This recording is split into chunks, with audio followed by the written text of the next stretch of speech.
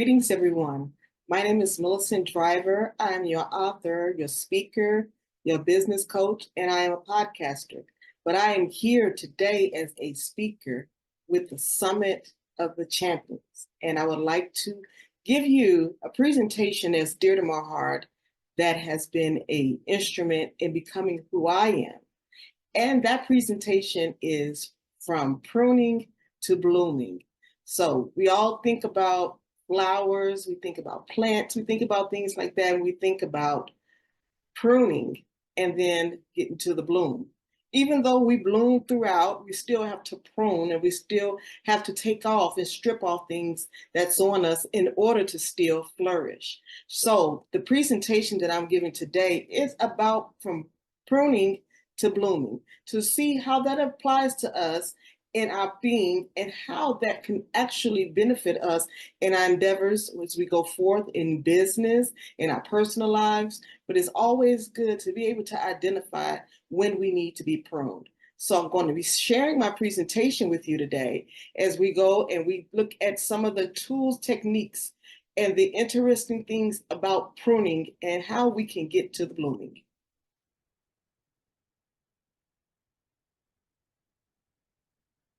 So again, thank you for tuning in and actually being a part of this presentation. And again, we often overlook the opportunities to be able to purge ourselves of things that no longer benefits us and is no longer a part of us, but we hold on to those things. And a lot of times we can't go to the next level that we want to go to. That blooming part never happens, or if it does bloom, it's usually choked out from all of the unnecessary weeds and thorns that's holding us back and that's binding us together. So when you talk about pruning, you're talking about stripping away and stripping away and stripping away, getting down to that raw place where that flower, that plant can now begin to explode and now begin to shed out and to grow out those new leaves. And then as it go along, we're getting rid of all the old. So this is a very, very, very important step in our being, especially, like I said before, as we go into the future. We don't want to take old things with us, because if you ever think about your own self and you get things that that's been festering in your head, that's been on you for years, it's just weighing and weighing and weighing you down. And you feel like, I can't shake it, I can't get it off, and you seem like you just can't move forward, then we're going to dive right into From Pruning to Blooming to find out how to get to the other side.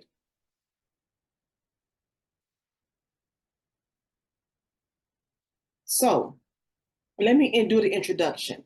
Again, we're talking about from pruning. As you can see, the flower is being pruned. We're taking away actually a good piece of that flower, but we're pulling that flower away so that we can get ready for new flowers. Sometimes sometimes things look good to us and we wonder, well, why we have to separate ourselves from this particular thing? Because it looks good, it looks pretty, but you got to think about it. There's a season of pruning. There's a reason that we prune so that we can get back into a flourished flower. Unfortunately, there are times when we do have those pretty things around us that might not be benefiting us to go to the next level.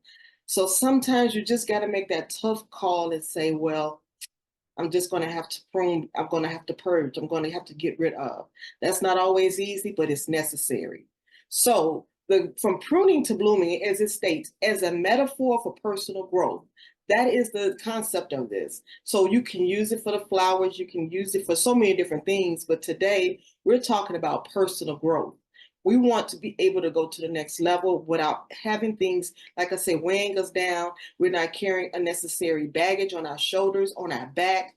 We're not dragging a wagon full of stuff we just don't need. The importance of self-awareness, self-motivation, and self-confidence in this journey. So as we talk about from pruning to blooming, we're going to be talking about how to become self-aware. We're going to talk about self-motivation and self-confidence and how this journey all fits and ties into just the pruning from the blooming. So without further ado, let's go to the next slide. All right. So I love this part of it where it talks about self-awareness pruning stage. Okay. So I love the way it's kind of set up this way because we never think about what it's like for us to be self-aware. And how does that tie into pruning stage? So understanding self-awareness. Self-awareness is a role in personal and professional development. It involves recognizing our strengths, our weaknesses, and areas of improvement.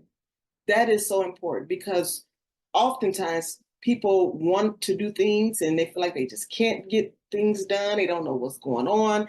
They have feelings that they're not even identifying with, but it's weighing them down. Self-awareness is the key. We have to be able to recognize where we are in this very moment. We need to understand what are our strengths, what are we doing well, what's going and flowing for us, and we have to understand too what is holding us back, what is the weakness, what is the thorn that's in our side. So being self-aware is so important. You cannot be in the present without being aware of who you are. So we're going to go into the underlying limiting beliefs and behaviors. So pruning also means to cut away negative thoughts. So once you become aware of who you are and you recognize those strengths and those weaknesses, now we're getting ready to go into the limiting beliefs. Now you can get rid of those thoughts that say you're not good enough. You're not strong enough. You're not wise enough. You're not worth it. Some things can be, well, I'm just a little too old. I don't have enough degrees. I'm not qualified for this particular thing. So now that you're self-aware, start ripping those things away. Because if you're not self-aware, anything that comes to you, you'll start to believe. So if you're not aware of where your strengths are, where your weaknesses are, then somebody will come to you and say, well, you're just not made out. You're not cut out for this. You'll start to believe it because you don't even know who you are. So all these things kind of flow together. Okay, so practices and how you can handle this is encourage self-reflection. Okay, we need to take time out and we need to self-reflect and find out who we are. Now, the reason why I say that, taking that time out, a lot of times we get into a place where we think we know who we are, and so we good, but we change. We're constantly changing. So going back and doing a self-reflection is always a good thing. So it's not a one-stop shop where I know who I am, I did self-awareness, now what? You constantly have to go back and have to refamiliarize yourself with you. You have to find out who you are in that particular moment because times change, we change, things change, okay? So the benefits of practicing that is doing a self-assessment, meditation, and having honest conversations, not just with mentors, but with yourself as well. But that is a way to keep that going, to keep that awareness going, to start to still chip away at those limiting beliefs because we don't want that to hinder us. And I don't know about you, but I know for me, limiting beliefs almost ruined me and almost kept me from accomplishing my goals. Those little bitty, words that we often overlook that just be festering in our head. So you could just be going around about your day. You could be like, oh my goodness, I just feel fat today. Or, and no one's going to want me. Or, I messed up on that test and why even try? I'm not going to make it. I'm not going to do anything. I'm not going to be about anything. That's what I mean by those little nagging things that go in our head. They come up without any effort. They just come up. So we have to be able to combat those things. And also, as we're talking about going into business for ourselves and being an author or whatever it is that you want to do, then you start to get those negative limiting beliefs coming into your head saying that you're not equipped for this. And if you do it, you'll be around other colleagues or other entrepreneurs, you're going to feel like, okay, I just don't belong because I don't measure up. You got to be careful of that. So that's why self-awareness is so important in the pruning stage. So we want to make sure that we're ripping off and we're taking off and we're tearing off things that just mean us no good. So let's get ready for the nurturing. So self-motivation and nurturing. I love this part of it because now, as you can see with the plant, we've pruned and we've gotten rid of some of the thorns, the leaves, and even maybe some of the pretty flowers and leaves that were still there. We had to get rid of because they were stopping extra growth. Okay, so now we're in the part of nurturing. So it's important for self-motivation. Self-motivation is critical and is the role in driving continuous growth and progress. But it is a process, but it's the continuing the progress of thriving, being able to go to the next level, continuing all of that. So you want to make sure that you're doing that self-motivation and that you're encouraging yourself along the way and that you're staying focused within for yourself. That's the way that you nurture. It all goes together. You got to nurture yourself, because if no one else tells you that you can, if no one else tells you that you got it, you have to know for yourself. Self-motivation fuels the resilience. You could sit and you could be having a bad day, but get to yourself and just say, you know what? I know I can do this. This is rough right now, but I know I can do this because I've done it before and I got greatness in me and it has to come out. You can do that. Just tell yourself. That's where the resilience come in. I'm not giving up. I'm hanging in there and I'm going to hold on until a change comes. So you have to continue to let yourself know, even in the times where you really just don't want to do it anymore, where you want to give up. So within that, set the meaningful goals. Set goals that are measurable, but they are attainable. And give yourself rewards along the way. Whatever you do, just give yourself a reward. Congratulate yourself. This is not easy. It is not easy to self-motivate. So if you have goals and you accomplish them, celebrate. And that's a form of motivation by itself, is celebrating you. And what you want to do in this, you want to set clear, achievable goals. Like I said, you want them to be attainable. So you have to make sure that you're specific in your goals. They're measurable, achievable, relevant, and time bound. So you want to make sure that you narrow in on what it is that you're trying to do. You want to make sure that you can measure those goals and that you can tell where the goal is, where it's going, where you want to be. You want it to be achievable. You don't want to have a goal that's just over your head. You think that you want to do that, but it's really, really, really not for you at that time. You want it to be achievable. If you do something that you're really not ready for and you fail, you're going to just beat yourself up. You want it to be relevant to what you're doing. Stay in the now, stay in the vein, and then you keep it relevant. So that way that it is measurable, that you do know what you're doing, and time bound. Don't waste too much time. Get it done. Let's move on to what's next. Okay. Create your personal vision. Understand what your vision is. Look forward towards for your vision. Look ahead. Know where you want to be. Know where you want to go. Without a vision, the people perish. Okay. And visualize your ideal future and set your personal mission on that. This is still part of that nurturing and that growth. So your vision can inspire action and long-term perseverance. So understand that that vision is your foundation of that. That's where you're trying to show up at. So you want that to be strong. You want that vision to be long-lasting, and you want it to be able to have substance. Okay. And strategies for staying motivated is breaking tasks into smaller steps, rewarding progress. Like I said, give yourself that reward, staying connected to supportive people, supportive communities, supportive networks.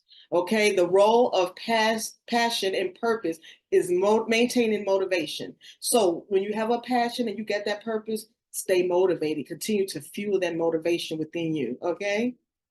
Now, self-confidence. Now you're in the blooming stage. You're getting ready to bloom into your best self, okay? So understand self-confidence, its impact on personal and professional success. Self-confidence has a strong impact on that, okay? So we want to, now that we're blooming, we should be self-confident now. We should be thriving, and we should be able to look at ourselves and be like, you know what? I can do this. I've been maintaining, I've been nurturing, I'm ready. Okay. So building self-confidence, techniques for building self-confidence is give yourself some powerful affirmations. Like I say, going back to celebrating the small victories. Do not take that for granted. Celebrate, encourage yourself. You've done the work. It's been difficult, and some things may have been easy, but a lot of it is not. And celebrate yourself. Step out of that comfort zone. So you have to challenge yourself and push yourself to do things you ordinarily wouldn't do, so that confidence is built. Say, okay, I stepped out of my comfort zone and I did it, and I didn't even realize that I could do it. okay? And like to say, the importance of body language and appearance and presentation skills and projecting confidence. Walk with your head up. Walk like you got it going on. And then it will start to filter out. People will start to see that. Overcome self-doubt. Stay away from negative thoughts, okay? That's the limiting beliefs we talked about. Like I said before, I had that self-doubt. I had a counselor tell me one time I wanted to go to college and I wanted to take prep classes for college. He told me I was not college material. I was devastated. You tell a junior that's trying to go into her senior year that they're not college material. What does that do? So I had to tell my story of overcoming self-doubt. I did it, but I had to push. I had to persevere. I had to do a lot to get to that point, okay? Sustaining self-confidence. Now that I was there, it's a job. It is a work in progress. It's not something that you just conquer, but you have to sustain that. You have to continuously encourage yourself, continuously surround yourself with positive people and people who are pouring into you positive things. You have to adapt to new challenges. So this is a work in progress, but that's how it is. You get a flower that's blooming, you have to prune, then you have to nurture, and then you bloom again. So it's a cycle, and that's the cycle, kind of like how things flow in life, but it's the cycle of producing flowers and plants and things. That's how their lives are. That's their livelihood, or if that's what you would say, that's the way it is with them as far as them growing and thriving in the community, in our environment. Okay, I say community, in the environment, but you get what I'm saying. It's you got to maintain, and you got to constantly sustain that, and you have to constantly do that. So you have to trust the process.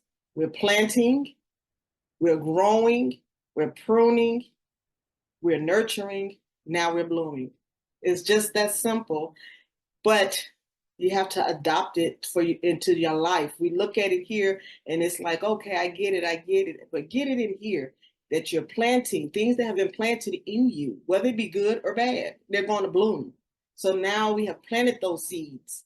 Now we're seeing them grow, and it's growing. And sometimes it just gets, I mean, you just think you just got it going on because it's just growing and flourishing. But you realize, okay, it has nowhere to go. It's not expanding. So that's when you say, okay, now it's time for me to cut away. Nurture what's left, and you'll be surprised of what you end up with. Okay. So in conclusion, the journey from pruning to blooming, it is a continuous self-improvement. And so what is important in your self-improvement and maintaining your growth mindset? So I want you to think about that. And if you got what I'm saying, put a 1 in the chat. If you got really what I'm saying about how you have to be continuously improving your self-improvement and your mindset. You improve your self-improvement, yes.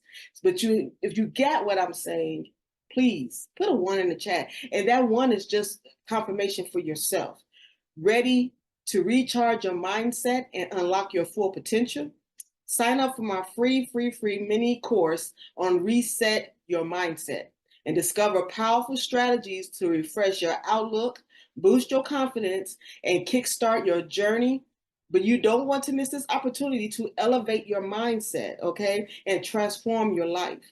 We want to start to thrive because it's in us to thrive. So I would like to give you an opportunity to enjoy a free complimentary mini course. It's called Reset, Recharge, and Reclaim Your Mindset. And you can find this at milicentthestrategist.com. So that's www.milicentthestrategist.com. And that is where you can find this free complimentary course. And you will also be able to find out a little bit about me. And you never know, you may be a connection. But I would like for you to take this course, and I would like for you to take it and really pay attention to what it's telling you. And something that's just take a little bit of your time can be life-changing. I did it, and I'm telling you, this is the time now to recharge, to reset, to reclaim. And this is the time when we're getting ready to go into the end of the year. Now is the time to start to do this so that once you get to the last quarter, You start to fuel yourself so that you can be productive and don't let the year go out without being productive, okay? So we're going from pruning to blooming. So by the end of the year, we should have a nice full bed of flowers, okay? So I want to thank you for your time. And again, I'm Milicent Driver, and you can find me at Milicent the Strategist on Facebook. That's my website, Milicent the Strategist. And you can find me at Milicent Driver on Instagram. I am here to serve you, and I want to thank you for your time.